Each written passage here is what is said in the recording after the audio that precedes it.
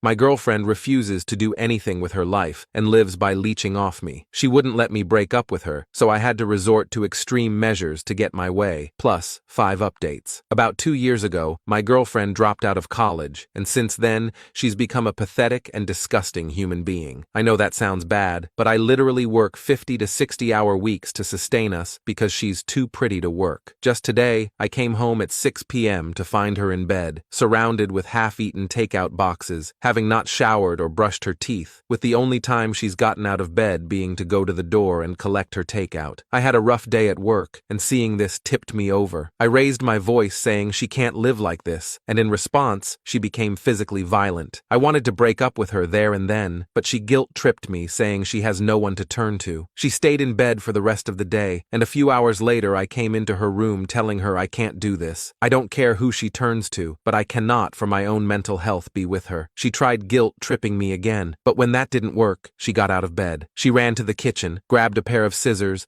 and threatened to unalive herself. I didn't risk calling her bluff, and agreed to stay with her. She's currently sleeping, and I've decided I'm going to break up with her tomorrow. If she does that again and goes through with it, not my fault. I don't care. Update 1. Last night when we were both getting ready for bed, I didn't take my clothes off, and instead just stood there telling her we needed to talk. At first, she was just smiling and jumping up and down on the bed with her knees, thinking I wasn't as serious as I was, but eventually, she was able to read the mood. I told her something wasn't feeling right anymore, that I've tried to make this work and be patient with her for the past few years, but I didn't know how much more time I was willing to spend waiting for her to get a job, go back to school, or just get a hobby if anything. I told her that it annoyed and gratted me that she just didn't seem to care about herself, and that I hated she had no goals or aspirations. This was probably the first time in a long time she was as attentive as she's ever been during this conversation. I was incredibly taken aback. She agreed to whatever I was saying, even also giving suggestions on where she can apply, what courses were starting to interest her, and even said I could look over her as she submitted applications online to make sure she wasn't lying. I was in disbelief. In her head, it seemed like I was still willing to make this work, and a part of me believed this would finally be the moment that she would change. So it made the next part even harder for me and for her. At first, I told her I didn't love her the same way, which slowly but eventually led to me saying I didn't feel anything at all about this relationship